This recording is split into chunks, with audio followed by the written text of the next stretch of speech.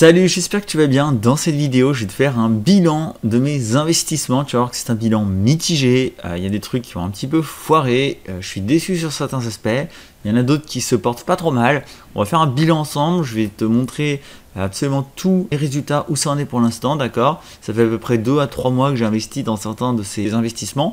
Donc on va faire un bilan ensemble, comme ça en même temps tu auras mes retours, mes conseils, mes feedbacks. Et donc c'est totalement transparent. Ça permet un petit peu de voir le monde de l'investissement, d'accord? Ça te permet de voir que tout n'est pas automatique, que tout ne se passe pas forcément comme prévu.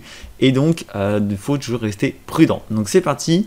On replonge dans mes investissements. Donc là, je ne vais pas t'expliquer en détail tous les investissements. Petit rappel, si jamais tu veux savoir dans quoi investir et que tu veux qu'on t'explique comment ça marche, chaque plateforme, j'ai une vidéo dédiée à ce sujet-là. Là, on fait un bilan. C'est parti. Donc on commence avec un premier investissement que j'avais fait. Qui est sur EniDAO. EniDAO, c'était, comme son nom l'indique, un DAO. Donc en fait, principe très simple, c'était simplement qu'on stackait une crypto-monnaie et on avait ici un retour sur investissement, APY, donc qui prend en compte les intérêts composés, qui était calculé sur le stacking, d'accord, sur le nombre de tokens qu'on avait stacké sur la plateforme. Je t'épargne tous les détails du Kinetic Bong, etc. D'accord. L'idée simplement, c'était que pour faire simple, toi tu stackais de la crypto sur la plateforme et tu avais 3 fois par jour des retours sur investissement à ce taux-là, enfin en tout cas au taux qui était indiqué ici. Il faut savoir que au début, ici, c'était de 10 milliards ou je sais plus combien. Tout au début, ça se comptait en milliards. Donc c'était colossal. C'est-à-dire que tu posais 500 balles, un an après, tu repartais avec des dizaines de millions. Évidemment que c'est pas tenable. Évidemment que c'est obligé que ça baisse. Et t'imagines bien que s'il suffisait de poser 500 balles et d'attendre un an pour être multi-quadri-millionnaire, bon, tout le monde le serait. Donc, je ne suis pas étonné que ça baisse. Simplement, ce qui me déçoit un petit peu sur cet investissement, c'est qu'en fait, on ne nous a pas demandé notre avis sur le nouveau système. En gros, le principe d'un DAO, c'est que normalement, toute la communauté, justement, donne son avis, participe, d'accord, pour savoir ce qu'on fait de la trésorerie, comment on fait évoluer le projet. Là, c'était arbitraire, c'est les développeurs qui ont dit, voilà, on vous met, maintenant, on passe de je ne sais plus combien de millions à 500 à 800 d'APY, donc une chute drastique, évidemment, des revenus sur investissement. Et à la place, ils vont créer une plateforme d'échange, d'accord. Et en fait, tous ceux qui stackent justement de la crypto ici sur la plateforme auront droit à un certain pourcentage. Et également sur leur autre projet qui est un casino en ligne, on pourra avoir du pourcentage à chaque fois. Donc bon, à voir comment ça va être concrètement mis en place. Voilà, simplement, on a complètement changé. On n'est plus du tout sur un système de rebase, justement, où 3 fois par jour, on gagnait de l'argent à un certain taux. Là, ça y est toujours, mais autant dire qu'avec une APY comme ça, même si c'est élevé en soi, hein, mais autant dire que si tu n'as pas mis des énormes sommes, tu mettras énormément de temps avant d'avoir un vrai retour sur investissement. Mais évidemment, c'est logique puisque, comme je te le disais, on ne peut pas se permettre de payer des millions de personnes, des millions et des millions de dollars, d'accord, parce qu'à un moment donné, la trésorerie ne suivrait pas. Donc voilà, un peu déçu, mais en même temps, je comprends. Et j'attends de voir, en fait, je suis surtout, voilà, je suis un peu déçu par la démarche, puisque je m'attendais que ça allait baisser, mais c'est la démarche un peu qui est décevante, parce qu'on n'a pas donné notre avis. J'attends de voir ce que ça va donner, cet investissement. Et donc, restez prudent, c'est de la DeFi, vous voyez, ça évolue toujours de façon, parfois pas comme on s'y attend. Donc toujours investir raisonnablement. Heureusement, je n'avais pas non plus mis énormément sur ce projet. Je crois que j'avais mis 600 €, quelque chose comme ça. Alors ensuite, il y a un autre projet exactement du même type qui est Wonderland. Alors je ne réexplique pas le principe, c'est exactement le même que EniDAO, d'accord. Un système de rebase. Ici, avec une APY qui est par contre beaucoup plus élevée pour l'instant, qui reste à 81 000. Donc c'est intéressant, pour l'instant, ça reste intéressant. À voir si ça va durer dans le temps. Hein. Si tu es sur Wonderland et que tu as acheté du Time, qui est la crypto qu'on stack sur cette plateforme, tu te doutes bien, tu as bien vu un peu le bordel qu'il y a eu ces derniers temps autour du créateur, autour du projet, hein, d'énormes remises en question.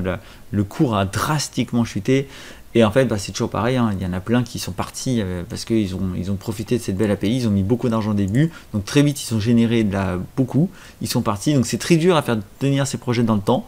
Je suis encore surpris que ça tienne à 81 000%, après tout le bordel qu'il y a eu avec Wonderland, ça ne m'étonnerait pas que ça baisse. Ça m'étonnerait vraiment pas que ça baisse prochainement. Je n'ai pas trop suivi les dernières actualités. Simplement, voilà, c'est le même principe. Donc, pour l'instant, on fait tourner. Alors, je n'en avais pas acheté beaucoup parce qu'en plus, moi, j'étais rentré à un moment où le time valait 8000. D'accord. Aujourd'hui, je crois qu'il est à 400, 300. Donc, moi, autant dire que là-dessus, avant que je sois sur un break-even et un gain, il y en a pour perpète. D'accord. Donc, voilà, je laisse tourner. Là aussi j'avais mis je crois 600 balles, un truc comme ça. Donc bon, voilà, on laisse tourner, on verra bien ce que ça donnera. Ça c'était pour les DAO, il y en a un troisième. Ce troisième c'est le Jade Protocol. C'est toujours le même principe, simplement là c'est pareil. Au début on avait un système de rebase, pardon pour l'accent. Du coup on gagnait un certain pourcentage toutes les 8 heures, d'accord, de gains. Ils ont complètement changé le protocole. Maintenant en fait le fonctionnement ça fonctionne avec un floor price. C'est-à-dire qu'en fait, la crypto ne pourra jamais descendre en dessous de ce cours-là, d'accord, c'est garanti que la crypto vaudra toujours au moins 20,93 $. Et en fait, ils sont censés, dans le temps, justement, faire en sorte que ce floor price monte à 1000 $ pour garantir qu'on ne tombera jamais en dessous de 1000 $ au niveau de la crypto. Alors, c'est un truc à très très long terme, d'accord, là c'est pareil, ils sont complètement changés parce que c'était intenable, justement, pareil, les retours sur investissement qu'il y avait étaient beaucoup trop gros, d'accord. Et donc, ils ont changé le protocole. Maintenant, c'est pareil, je laisse, parce que moi j'avais mis, je crois, 400 ou 500 dessus. Là, je suis à 144 $, donc je laisse courir, je laisse jusqu'à ce que je puisse récupérer des gains, même si ça prendra des années, ce n'est pas grave. Donc là, ça veut dire quoi? Déjà, avec ces premiers investissements, je vais te montrer les autres après, mais là, déjà, moi j'en tire des conclusions, d'accord, sur ces 3 investissements similaires. La première conclusion, c'est que déjà, quand un projet te promet d'énormes retours sur investissement, il faut toujours faire attention à combien tu investis. Dis-toi toujours que c'est qu'il y a quelque chose derrière qui fait que c'est pas tenable par la simple logique des choses. C'est-à-dire que même avec les meilleures intentions du monde, tu ne peux pas, si des millions de personnes déposent de l'argent sur une plateforme, tu peux pas générer des millions et des millions pour tout le monde, c'est pas possible, d'accord. Même avec la meilleure intention du monde, à un moment donné, tu n'as pas les fonds. Donc c'est logique qu'en fait, ces investissements-là, finalement, changent leur modèle. Et là, je n'ai pas fait les autres, mais il y en a plein qui se sont arrêtés, qui ont coulé ou qui ont changé leur modèle aussi, parce que ce système de retour sur investissement élevé, hyper élevé, comme on l'avait avant avec les DAO, c'est juste pas possible. C'est juste pas possible. Imagine quelqu'un qui dépose 100 000 balles, il va se faire je sais pas combien de millions d'euros en très peu de temps. Imagine tout le monde fait ça, c'est pas tenable en fait pour la trésorerie. Donc ça m'étonne pas. C'est décevant forcément parce que tu as ce côté, tu dis tiens, peut-être qu'il y avait quelque chose de nouveau, tu vois. Moi, quand j'ai découvert le truc, c'était la finance décentralisée, c'était basé sur la théorie du jeu, du single stake, voilà, du 3-3, ce genre de truc. Je me suis dit, ok, il y a un modèle derrière, c'était pensé, c'était réfléchi, ça peut marcher, d'accord. Et donc moi j'ai essayé, j'en ai essayé 3 différents. Et le fait est que ça n'a pas marché, d'accord, clairement, mais c'est le risque, d'accord. Parce que forcément, on est sur du haut rendement à la base, donc il y a forcément un haut risque. Et là, voilà, le risque, on s'est pris dans la gueule, clairement, et ce ne sera pas aussi haut rendement, ou alors en tout cas pas aussi rapidement que ce qui était à la base initialement prévu. Donc ça veut bien dire faire attention toujours à combien on investit. C'est pour ça que j'investis des petites sommes, j'ai pas mis 10 000 balles sur ces machins, d'accord, j'ai mis vraiment moins de 1000 euros parce que je savais que c'était risqué. Et ça veut dire aussi tout simplement de toujours faire attention quand on a un haut investissement, ça peut toujours cacher quelque chose derrière. Et dis-toi toujours, quand tu t'apprêtes à investir sur un truc qui te promet des promesses, des monts et merveilles, dis-toi toujours finalement, mais attends, je suis pas tout seul à investir, on est peut-être des millions à faire pareil. Est-ce que ils ont les moyens de payer ces millions de personnes? Est-ce que la plateforme va avoir les fonds pour payer ces gens-là? D'accord. Et ça, c'est toujours important de vraiment t'interroger là-dessus. Bon, ça, c'est mes premiers investissements. Alors ensuite, investissement on va dire plus classique, il y a évidemment le fameux AI marketing. AI marketing, j'ai fait une vidéo récemment parce que je vois souvent dans les commentaires il y a des combats scam, pas scam. Je te mettrai le lien là, de la vidéo. L'idée c'est qu'en fait on s'en fout de savoir si c'est un scam ou pas un scam. En fait, il faut penser autrement, d'accord. Je te laisserai aller voir la vidéo, je vais pas te la refaire ici.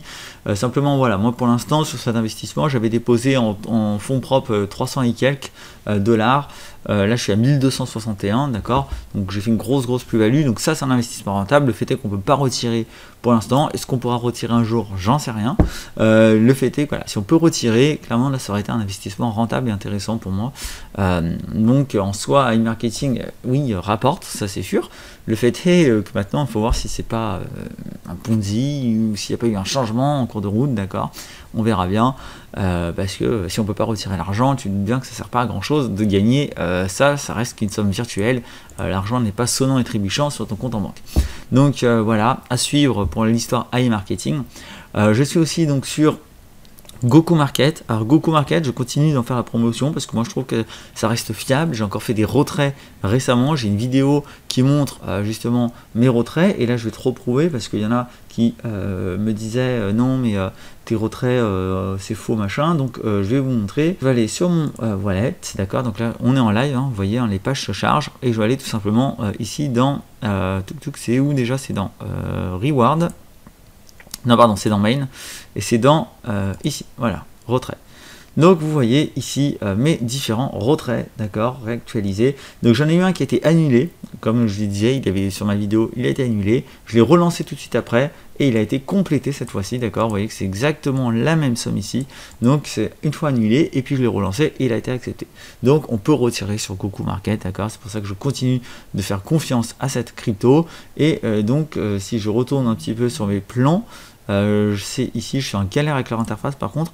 Voilà, si je retourne un petit peu sur les plans, j'ai investi dessus 1000 balles, d'accord. Donc pour l'instant, voilà, j'en suis à 23% de retour sur investissement. J'ai déjà fait plusieurs retraits de cet argent gagné.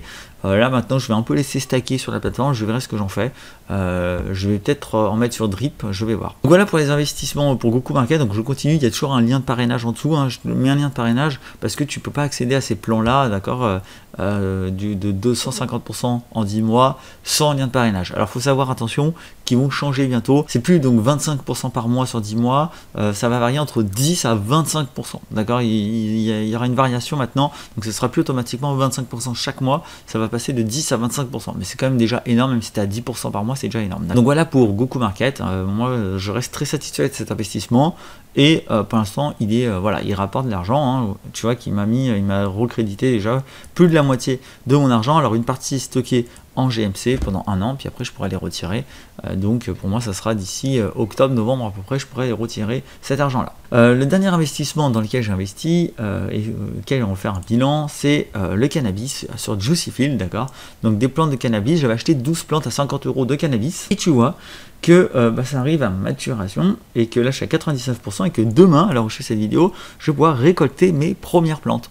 Et donc je suis assez content parce que pour l'instant le site n'a pas craché, survit, et je vais pouvoir récupérer déjà des premiers donc retours sur investissement, des premiers profits, hein. Donc Juicy Field, hein, c'est tu achètes des plantes de cannabis qui poussent pendant 108 jours et au bout de 108 jours tu récupères en plus-value entre 18 et 33 € de plus-value, d'accord, par plante. Donc là ici sur 12 plantes je vais récupérer 12 fois 33, 12 fois 18 à 33 € de bénéfices, d'accord, en plus évidemment de la somme investie. Donc c'est assez intéressant. Alors c'est assez risqué aussi, d'accord. Il y a, voilà, je t'avoue que je ne saurais pas trop te dire si ça va durer dans le temps ou pas. Moi au début je persuadé que ça allait durer au moins 5 ans, etc. C'est peut-être pas si évident que ça. Donc je vais voir. De toute façon ce que je vais faire, c'est que sur cet investissement, je ferai une vidéo, je récolterai en live, je vais pas récolter ça tout seul dans mon coin. Donc dès que j'ai le temps, je fais une vidéo et je viens récolter l'argent, d'accord. Comme ça on fera la récolte ensemble et on pourra voir tout le processus ensemble pour récupérer de l'argent sur Juicy Field. Alors oui, dernier investissement, faut pas que j'oublie de t'en parler de celui-là non plus, c'est un bot de trading. J'avais acheté une licence sur le bot ATG, hein, donc 5.0, donc le bot qui trade du gold tout simplement. Donc sur Pantera Trade, ouais, c'est dit comme ça, Pantera Trade. Donc ça se passe bien. Là-dessus, je suis assez content. J'avais déposé, comme tu vois, 290 $ sur ce robot pour le tester, hein. Et aujourd'hui, j'en suis à 417 $. Donc j'ai commencé le 19 novembre. On est le 9 février alors je fais cette vidéo, donc on est sur presque 3 mois. Évidemment, c'est long, hein, parce que j'ai pas mis beaucoup à la base. Et puis parce qu'ils ne traitent pas le week-end, et puis parce qu'en plus aux périodes de Noël, je crois qu'à un moment il s'est arrêté pendant 10 jours, et il y a aussi là des maintenances, ils ne traitent pas trop le lundi, donc bon, il y a plein de jours à l'arrêt, tu vois, donc c'est normal aussi que ce soit plus long, mais le fait est que quand même, je suis, voilà, ça fait des gains. Pour l'instant je retire pas parce que je vais faire jouer les intérêts composés, hein. Plus tu auras une somme justement grosse sur ton compte, plus il va prendre des trades avec des grosses sommes et plus les trades vont être gagnants. Et ça, moi j'ai vu la différence quand j'ai commencé avec 290 $ en moyenne, ils me faisaient des trades qui ont rapporté entre 1 et 2 $ par jour. Maintenant mes trades sont plus autour de 3 à 4, parfois 5 $ par jour, d'accord.